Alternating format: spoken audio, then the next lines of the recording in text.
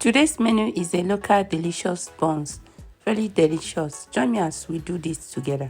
We start by adding water in a bowl, and then the next is egg. Today I'm using 1 egg. After that, I'm going to be adding vanilla. Then come condensed milk.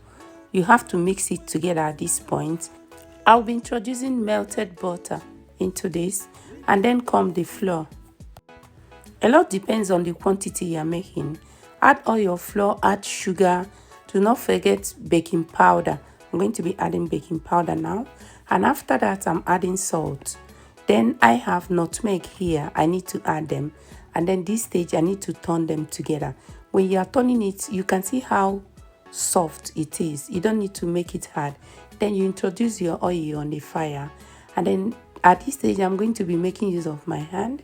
You can see how soft. I'm trying to show you how soft it is. And then with hand, I'm going to be dropping it one after the other. This is a special technique for this particular buns.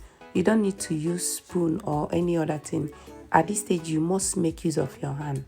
So after that, I keep adding till I get the required quantity I needed in that pot, and after that, I'm going to start turning them, to turn them to the other side, and then your buns is ready.